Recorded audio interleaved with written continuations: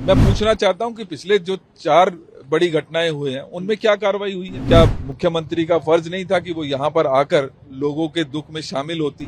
मैं और मेरे दोस्त जा रहे थे स्कूटी से, उस टाइम पे पूरी आग लग रही, तो वहां से बिल्डिंग से लोग कूद रहे थे। करीब 4-5 लोगों को हमने कूदते हुए देखा। तो मुझे शोर आने लग गया कि आग लगी। तो मैं बाहर जैसे निकल के आया तो इस बिल्डिंग में से धुआं निकल रहा था पहले स्टार्टिंग में। तो लोग first floor, second floor, third floor से लटक रहे थे कूदने के लिए कि हमें बचा लो, हमें बचा लो। हमने पेशेंट को निकाला, मोस्टली फॉरेनर पेशेंट थे वहाँ पे। सीढ़ियों पे, बाथरूम में, जहां मिल सकता था वहां से हम लोगों ने उठाया, तो ज्यादातर लोग अनकॉन्शियस। ये सरकार जो है वो निकम्मी साबित हो रही है।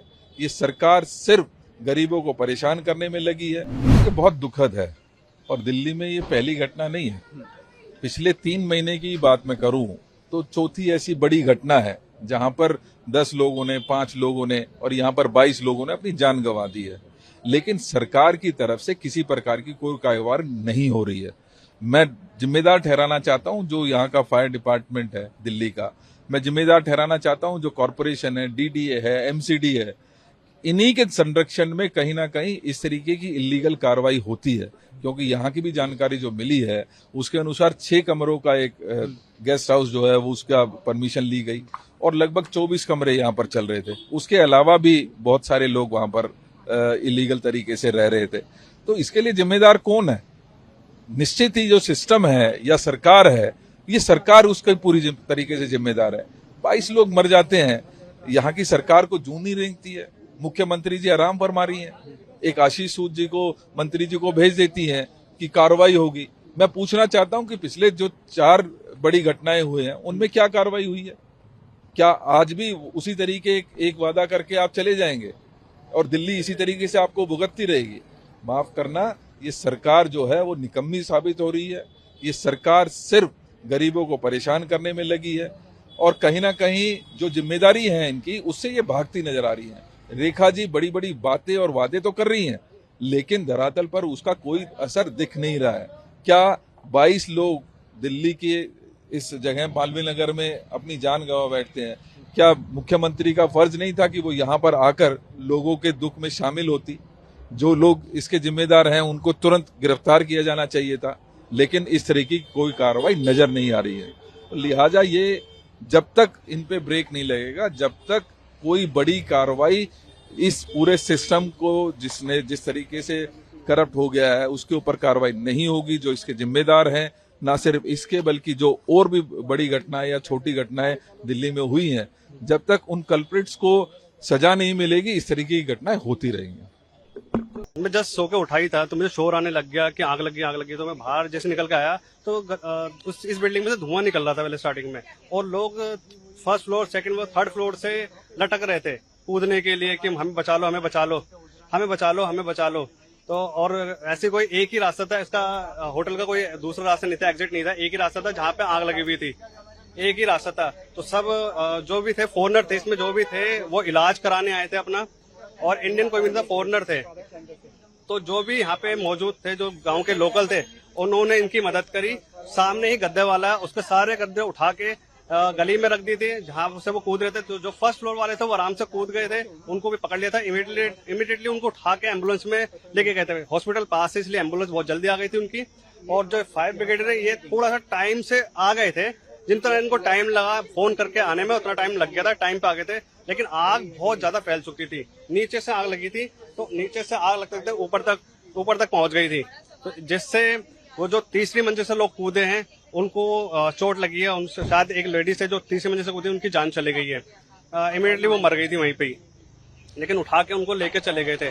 तो जब फायर ब्रिगेडर वाला आया और आग को काबू किया तब पता चला उसमें ओपन में काफी लोग फंसे हुए थे। तो उसमें 60-70 लोग थे जिनको निकाला गया एम्बुलेंस के थ्रू, जिसे 4 बॉडी एक साथ एम्बुलेंस में गई है। मैंने यही देखा था कि जब मैं सोकर उठा, मैं आया तो यहाँ पे देखा काफी भीड़ लगी हुई थी। तो मैंने पूछा भाई क्या हो गया, तो उन्होंने बोला कि आग लग चुकी है। तो उस टाइम पर काफी हमारे यहाँ पे गद्दे वाले अंकल हैं जिन्होंने बहुत अच्छी मदद करी है। उन्होंने अपने गद्दे वहाँ पे बिछा दिए हैं और जो कुछ जिन्होंने जान बचाकर भागे हैं, इमरजेंसी गेट शायद वहाँ पे था नहीं, उन्हें दिखा नहीं क्या हुआ, सबने उधर ही कूदे थे। और कूदने के बाद हमारे होजरानी के काफी लोकल थे जिन्होंने काफी अच्छी वो करा है, वो सही टाइम पर वहाँ पहुंच चुके थे। मैं और मेरे दोस्त जा रहे थे स्कूटी से, उस टाइम पे पूरी आग लग रही थी और हमने यहाँ पे रोक के देखा ना तो वहाँ से बिल्डिंग से लोग कूद रहे थे। करीब 4-5 लोगों को हमने कूदते हुए देखा था और शीशा तोड़ के, वो भी एक गिरा था तो एक का पैर टूट गया था। वहाँ पे फिर बहुत सारी फायर ब्रिगेड आने लग गई और यहाँ पे पूरा रोड सब ब्लॉक हो गया था। भीड़ लगी, यहाँ से गाड़ियां जा रही थी क्योंकि, तो सारी गाड़ी वाड़ी सब हटा रहे थे। तो हम भी यहाँ से जा ही रहे थे तो फिर यहाँ से सीधा निकले थे उस टाइम पे, और बहुत सारे लोग तो कूद के नीचे से फिर गए थे।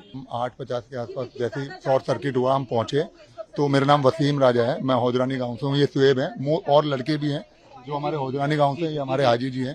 हम सब पहुंचे, पूरी टीम पहुंची। सबसे पहले हम लोग ही पहुंचे थे सर। तो यहाँ पे एक गद्दे की दुकान है और ये पूरी जल रही थी, तो हमने गद्दे बिछा दिए थे सब लोगों ने। तो जितने फॉरनर्स ऊपर से कूदे, इमीडिएटली फायर फाइटिंग की टीम आ गई थी, दिल्ली पुलिस आ गई थी।